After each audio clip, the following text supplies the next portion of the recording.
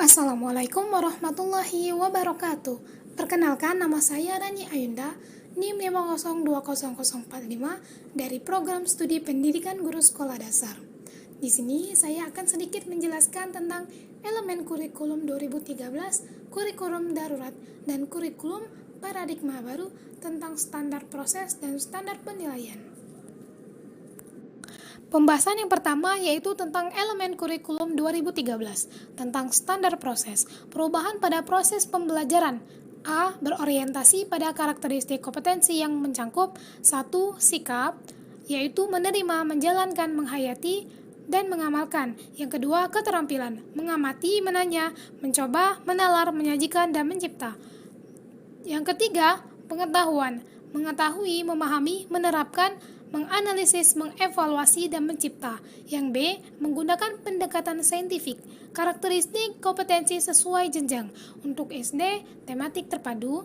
Untuk SMP, tematik terpadu. Untuk IPA dan IPS, serta mata pelajaran untuk SMA, tematik dan mata pelajaran. C, menggunakan discovery learning dan project-based learning. Lalu, standar penilaian. Standar penilaian pendidikan adalah kriteria mengenai lingkup, tujuan, manfaat, prinsip, mekanisme, prosedur, dan instrumen penilaian hasil belajar peserta didik yang digunakan sebagai dasar dalam penilaian hasil belajar pada pendidikan dasar dan pendidikan menengah. Penilaian pendidikan pada pendidikan dasar dan pendidikan menengah terdiri atas A. Penilaian hasil belajar oleh pendidik, B. Penilaian hasil belajar oleh satuan pendidik, dan C. Penilaian hasil belajar oleh pemerintah. Penilaian hasil belajar peserta didik pada pendidikan dasar dan pendidikan menengah meliputi aspek sikap, pengetahuan, dan keterampilan. Penilaian hasil belajar oleh pendidik bertujuan untuk memantau dan mengevaluasi proses kemajuan belajar dan perbaikan hasil belajar peserta didik secara berkesinambungan. Penilaian hasil belajar oleh satuan pendidikan bertujuan untuk menilai pencapaian standar kompetensi lulusan untuk semua mata pelajaran. Prosedur penilaian. Penilaian aspek sikap dilakukan melalui tahapan A. Mengamati perilaku peserta didik selama pembelajaran.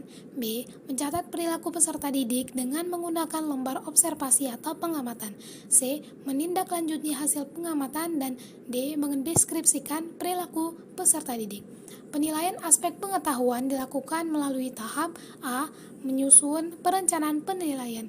B. Mengembangkan instrumen penilaian. C. Melaksanakan penilaian. D. Memanfaatkan hasil penilaian. Dan E. Melaporkan hasil penilaian dalam bentuk angka dengan skala 0 sampai 100 dan deskripsi. Penilaian aspek keterampilan dilakukan melalui tahap A. Menyusun perencanaan penilaian. B. Mengembangkan instrumen penilaian. C. Melaksanakan penilaian. D. Memanfaatkan hasil penilaian. Dan E. Melaporkan hasil penilaian dalam bentuk angka dengan skala 0 sampai 100 dan deskripsi.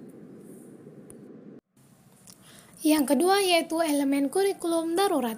Pada standar proses, dalam pelaksanaan pembelajaran, satuan pendidikan tetap dapat menggunakan perangkat ajar berupa buku teks yang sudah digunakan pada kurikulum 2013 dengan cara memilih materi yang sesuai dengan kompetensi yang digunakan pada kurikulum 2013 yang disederhanakan.